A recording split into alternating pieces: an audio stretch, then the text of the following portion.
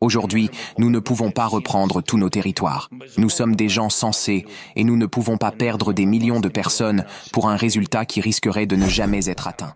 Et si la guerre en Ukraine prenait un tournant inattendu?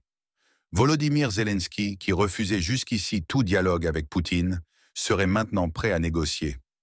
Mais à quel prix? Que cache ce revirement spectaculaire? Salut à tous et bienvenue. Aujourd'hui, on plonge au cœur d'une nouvelle qui pourrait changer le cours de la guerre en Ukraine. Zelensky, sous pression militaire et diplomatique, envisage enfin de discuter avec Poutine. Est-ce un signe de faiblesse ou une stratégie pour sauver son pays? Restez bien jusqu'à la fin, car vous allez découvrir des révélations explosives. Rappelez-vous, en 2022, le président ukrainien avait signé un décret interdisant toute négociation avec Moscou tant que Vladimir Poutine serait au pouvoir. Mais aujourd'hui, confronté aux difficultés sur le front et aux pertes humaines croissantes, il change de ton. Il se dit prêt à un compromis, mais seulement en présence des États-Unis et de l'Union européenne. Si cette configuration est la seule qui permette d'apporter la paix aux citoyens ukrainiens et de ne pas perdre des gens, alors nous prendrons part à cette rencontre tous les quatre. Le Kremlin ne s'est pas fait attendre. Pour eux, Zelensky reste illégitime et sous influence occidentale. S'il y a une volonté, toute question juridique peut être réglée. Jusqu'à présent, nous ne voyons tout simplement pas une telle volonté. Il est possible de négocier avec n'importe qui. Mais en raison de son illégitimité, Volodymyr Zelensky n'a pas le droit de signer quoi que ce soit. Mais s'il veut participer aux négociations, je désignerai des personnes pour y prendre part. Pire encore, la Russie exige une capitulation pure et simple de Kiev, renoncement à l'OTAN et reconnaissance des territoires annexés. Un ultimatum inacceptable pour l'Ukraine. Mais un autre facteur entre en jeu, Donald Trump à la Maison-Blanche.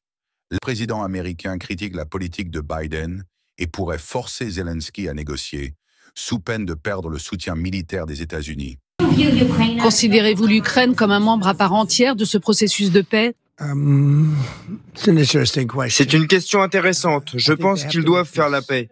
Leur peuple est tué et je pense qu'ils doivent faire la paix. J'ai dit que ce n'était pas une bonne guerre et je pense qu'ils doivent faire la paix. C'est ce que je pense. Seriez-vous favorable à ce que Zelensky cède ou échange des territoires dans le cadre d'un accord visant à mettre fin à la guerre?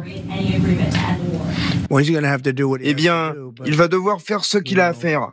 Mais vous savez, ces sondages ne sont pas très bons. C'est le moins que l'on puisse dire. Il a un pays qui a été agressé et attaqué. Une déclaration qui fait trembler Kiev et réjouit Moscou. Et derrière ces négociations, un détail crucial est souvent oublié, les richesses naturelles de l'Ukraine.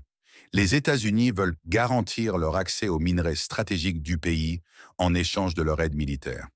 Un deal qui montre que dans cette guerre, tout se joue sur les intérêts géopolitiques et économiques.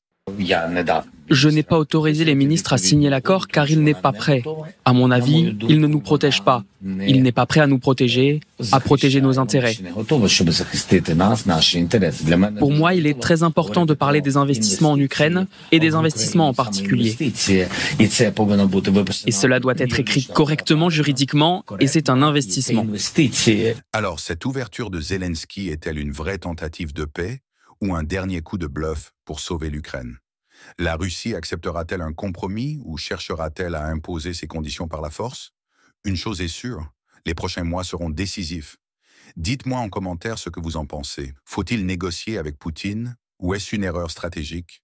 Et surtout, abonnez-vous pour ne rien rater des prochaines analyses.